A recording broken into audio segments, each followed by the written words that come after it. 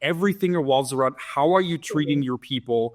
How are you thinking about an internal candidate and an external candidate? How do you plan on weaving them in? What is your approach? And I think it's so interesting that it always comes back to you need to determine how you're approaching this before you could even say, oh, I'd like to look at the internal candidate. Oh, or I'd like to look at the external candidate. What is your approach? What is your overall, where do you want to go? What is your culture? What is your organization like? I think that's really such an interesting piece. That is where you have to start the process. Exactly. It comes back to that. I think to your point is that leadership growth and development does not come from a process of osmosis. It comes from a process of intention. Mm-hmm. So, people that you're looking at for just to be better in place or to grow into a new role has to be an intentional process. There needs to be, individual development planning process. There needs to be oversight of that process. I think, a subtle thing about Rod in his statement he made at the conference is he made a statement that as a CEO, I took leadership development seriously. And so I think that's, if you want to, maybe I needed to go back and say that in the beginning. If the CEO doesn't see leadership as important and needs to be part of the strategy, how will it cascade? It won't. Yeah.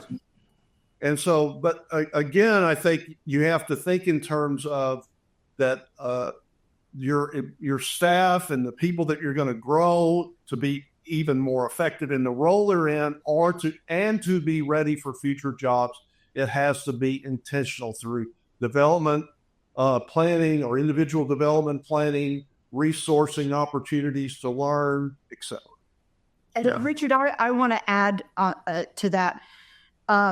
In a post-boomer generation, leadership development or growth in general, right, is one of their hiring criteria. I mean, this generation, the post-boomer generations, they fascinate me because on my own team, so the average age of a person on my team in the 3 divisions I run is 32 years old, which is more than half my age, right? So to say that we have communication challenges occasionally, I think would be an understatement. But I have people who have been in jobs a year, coming to me and saying, what's my next move? What's my next move?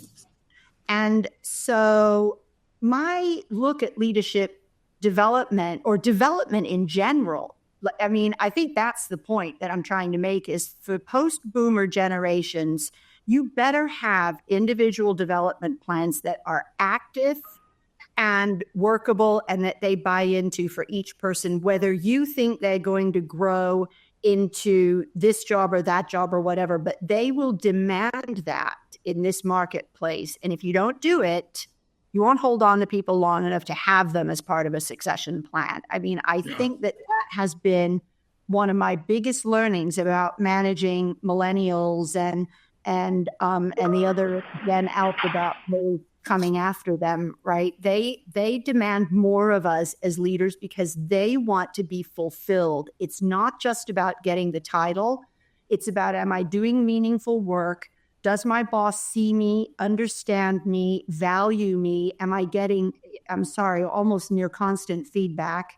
And how am I seen in the greater reaches of this organization? So I think there's lessons coming for all of us who consider ourselves boomers in terms of Richard's point, which is development period is important across an organization.